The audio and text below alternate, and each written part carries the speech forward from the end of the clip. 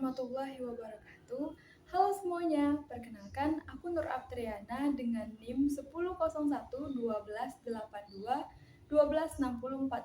dari Prodi Ilmu Kesehatan Masyarakat kelas A. Pada kesempatan kali ini, aku akan membahas tentang kepemimpinan yang efektif yang merupakan salah satu subbab pada mata kuliah Kepemimpinan dan Berpikir Sistem dengan dosen pengampu Bapak Rudi Chandra SKM MKN. Kalian pernah nggak stay di satu organisasi yang pemimpinnya itu nggak mau nerima saran ataupun nasihat dari para anggotanya? Atau pemimpin yang tidak memperhatikan komposisi di dalam timnya? Atau pemimpin yang tidak memberikan support dan juga motivasi kepada para anggotanya?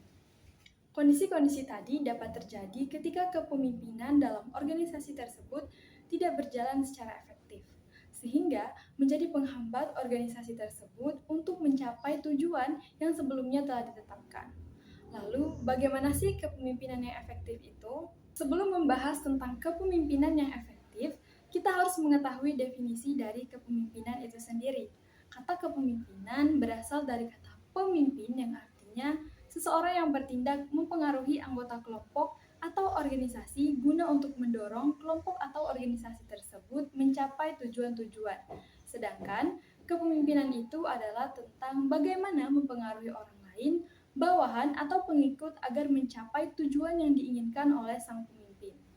Sederhananya, kata pemimpin digunakan untuk merepresentasikan seseorang, sedangkan kata kepemimpinan merepresentasikan sebuah tindakan yang dilakukan oleh seorang pemimpin.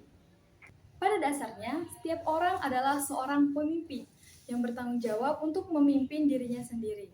Untuk itu, sebelum menjadi pemimpin yang baik dalam suatu organisasi, maka seseorang harus mampu memimpin dirinya sendiri. Kualitas yang penting dalam menjadi pemimpin yang efektif adalah selalu fokus dan gigih dalam mencapai tujuannya.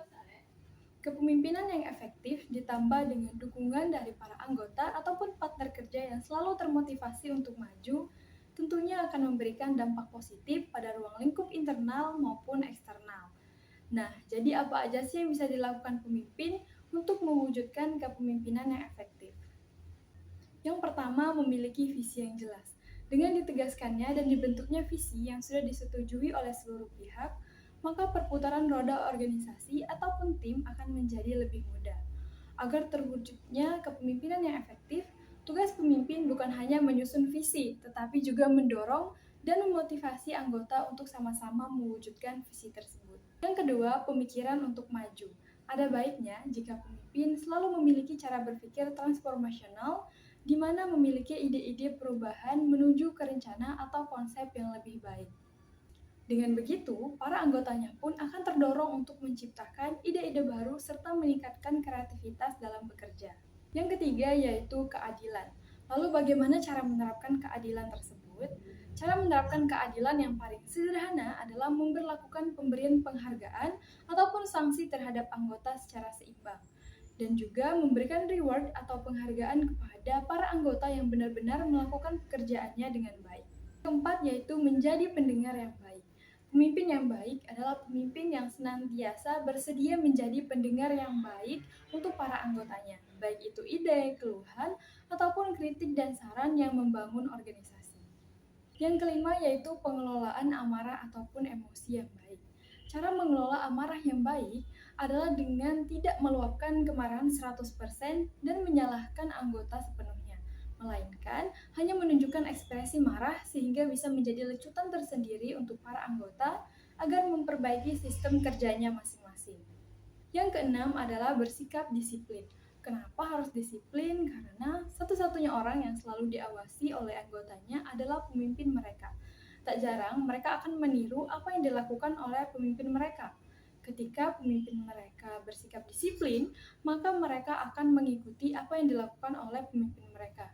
Pimpinan yang tidak efektif akan merugikan tim bahkan organisasi, bukan hanya terhadap moral anggotanya saja, namun juga pada tingkat produktivitas karena ketidaknyamanan anggota dalam bekerja.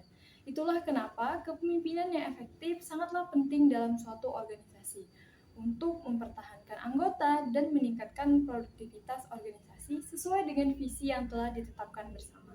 Kepemimpinan sejati terletak pada membimbing orang lain menuju sukses dalam memastikan bahwa setiap orang melakukan yang terbaik, melakukan pekerjaan yang mereka janjikan, dan melakukannya dengan baik.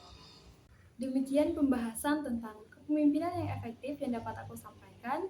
Semoga bermanfaat dan dapat kita terapkan ketika kita menjadi pemimpin dalam suatu tim ataupun organisasi nanti.